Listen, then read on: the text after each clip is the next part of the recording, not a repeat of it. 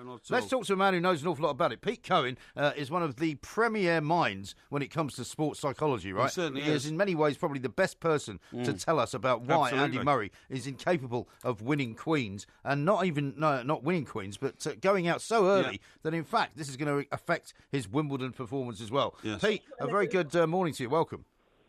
Thank you very much to the two mics. How are you both? Yeah, very well indeed. Very Thanks. well Great, indeed. Great to have you back on Now, the show, Porky Pete. doesn't Thank know you. much about tennis, I'm afraid, so we'll have to try and talk in broad That'd terms. be so ridiculous. But basically, a lot of people agree with me that Andy Murray, who is supposedly the number one tennis player in the world, should play like the number one tennis player in the world. And it's all very well saying he's had a bad day at the office, but he only ever wins Wimbledon when he's won Queens. Don't you think this is a disgraceful performance?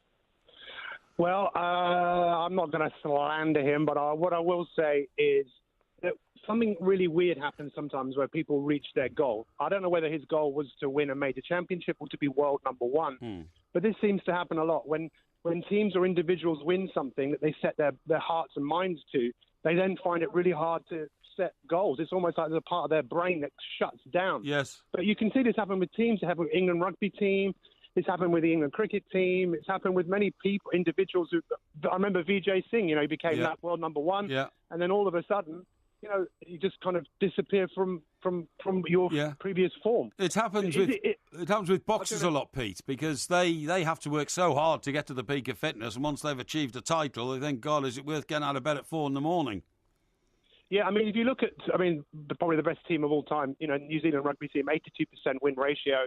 For them, when you play for New Zealand, it's not about playing for New Zealand. It's about leaving the team when you finally stop playing in a better place than you left it in. So people have always got a goal that's kind of ahead of themselves. It is, from my experience with a lot of athletes and teams I've worked with, it is quite tough to get people remotivated when they've achieved something which they never thought they could achieve. Andy Murray, in an interview recently, said he only thought he was going to play for a couple more years, and the fact that he never thought that he was going to win 2 majors, let alone 3 majors. So who knows what's going through his mind? But I suppose it can be quite tough to get yourself inspired again once you've achieved more than you ever thought you would. Well, maybe, but that's what a winner does. That's what a number one winner does do, Pete. You're now making my argument for me. He comes back in. Yeah, hang on, I am. But then I'm saying, within all that, of course, Pete, everybody can have an off day. And why is Andy Murray being lambasted and barracked as a loser because he lost 1 game of tennis?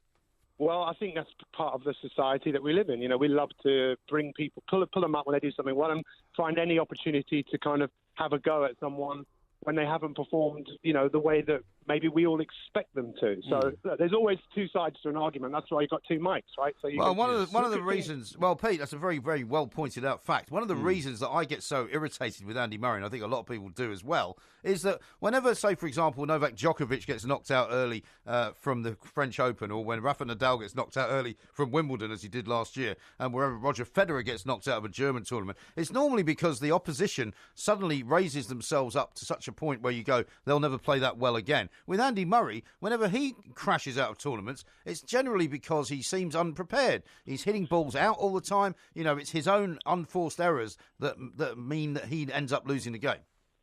Well, something really interesting happens with some sports people. When the occasion is really big, often it brings out the best in them. And sometimes when they're playing against someone who everyone expects them to win, that individual finds it hard to get themselves really fired up. And of course, the person who they're playing against, so that's their one big shot of doing something.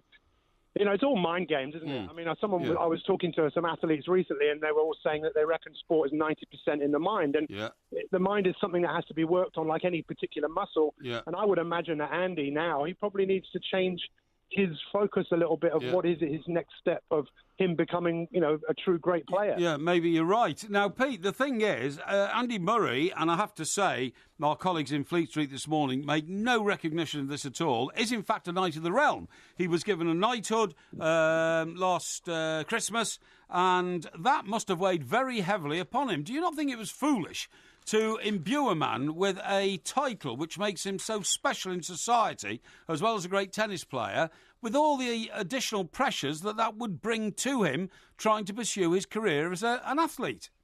I mean, again, it's probably something that he never thought would happen to him. And, like some people expect all these people to be personalities, and often they're just sports people who just are very good at doing a particular sport. And I don't know, Mike, I'm sure you're going to get your knighthood one day. So you'll be able to tell us I very what much like. doubt that, Well, Pete, to be I wouldn't honest. rule it out. But anyway, no, what I'm saying is, quite seriously, it was another very unnecessary pressure that he didn't need. And the fact that he's never used it since, and the fact that nobody recognises his title because he doesn't like to talk about it, means it was a completely pointless and waste of time gesture by a politician to try and improve the politician's place in life, not Andy Murray's. Yeah, I don't really get it. I mean, there's no debate in the fact of what Andy Murray has done and what he's achieved, but it's like, I don't know. Yeah. I suppose maybe one day should have a debate about whether sports people should get knighthood. So. Yeah, well, while they're still playing, Well, it should be banned. That's a very good one While they're to playing. discuss. But, Yeah. I mean, if you were, for example, Pete, part of Andy Murray's team, and you were now sitting down around about somewhere in SW19 in the rented house that he's going to be living in for the next couple of weeks, what would you be saying to him? Because this was the defeat was the second worst result by ranking in 5 years for Andy Murray. He lost to Guillermo Garcia Lopez, who was world's number 92 at Indian Wells in March 2012. This is a massive loss to him. I mean, surely this is going to be doing terrible damage to his confidence, isn't it? Well, he's obviously got Ivan Lendl in his camp, who is someone who probably knows how to have the ice cold emotion of just rising up and moving on. But for me, as a sports psychologist, when you work with athletes, I mean, I spent 2 years working with Ronnie O'Sullivan, and half the time it wasn't that I was giving him techniques and tools. It was more that I was just there listening to him, letting him work it out for himself, and just kind of supporting him, asking questions. Well, listen. It must be challenging. It doesn't bother Ronnie O'Sullivan when he loses. You can bet your life he always comes back and wins again. And Andy Murray, people have forgotten this, lost 4 major finals before he became a champion, okay? And that means he had to come back from 4 incredibly difficult and disheartening defeats, but he became a champion. That's what champions are. They can come back from defeat. Really? Yes. Well, that's why I suppose Djokovic is now with Andre Agassi, because I mean, how many finals did Agassi lose? I don't know whether you know that in Agassi's first final, he was more worried about his hairpiece falling off than actually winning. He was, yeah. Well, I think, yeah, but he went as far as he could go with Boris Becker, didn't he, Djokovic? And now I think Andy Murray has gone as far as he can go with Ivan Lendl. I think it's time he found somebody else. It's Mike Parry. No, for heaven's sake. Are you sure, Pete? I mean, I'm slightly worried about it. I think the heat started to get to you, Pete. You started talking about Parry getting a knighthood. You started asking whether he wants to help Andy Murray out. He's just going with the you've flow. lost the plot, Pete. Just go with the flow, Pete. You're very right. Pete, it's been great to talk to you. Been great to talk to you. Thank you for being on the show because you have been a revelation. The world's #1 sports psychologist, Pete Cohen there, who's worked an awful lot with Ronnie O'Sullivan. Could he repair the damage that Andy Murray has done to his own psyche? I don't think anyone can. He ain't winning Wimbledon this year. This is TalkSport.